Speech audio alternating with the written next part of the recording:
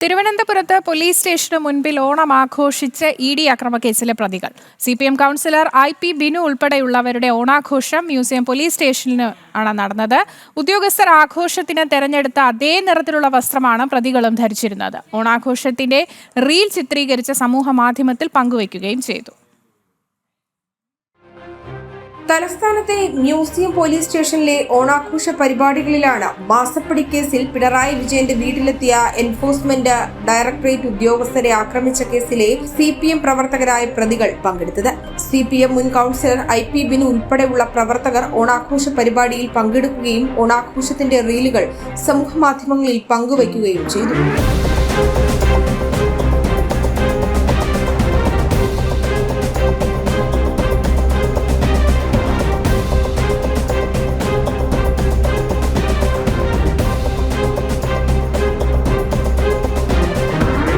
ഓണാഘോഷത്തിന് ഉദ്യോഗസ്ഥർ തിരഞ്ഞെടുത്ത അതേ നിറത്തിലുള്ള വസ്ത്രം ധരിച്ചാണ് പ്രതികളും എത്തിയത്.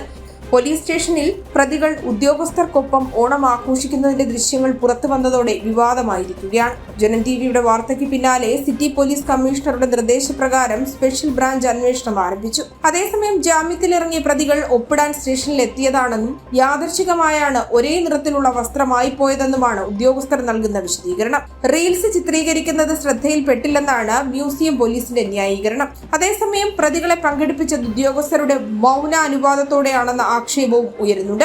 ഇടി ഉദ്യോഗസ്ഥർക്ക് നേരെ ആക്രമണം ഉണ്ടായപ്പോൾ പോലീസ് ഉദ്യോഗസ്ഥർ തടഞ്ഞില്ലെന്ന വിമർശനവും ഉയർന്നിരുന്നു.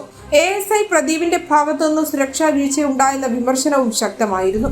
ഓണം ആഘോഷം വിവാദമായതോടെ സ്റ്റേഷൻ മുന്നിൽ സ്ഥാപിച്ച ഊഞ്ഞാൽ അഴിച്ചുമാറ്റുകയും ചെയ്തിരിക്കുകയാണ്. ജനം, തിരുവനന്തപുരം.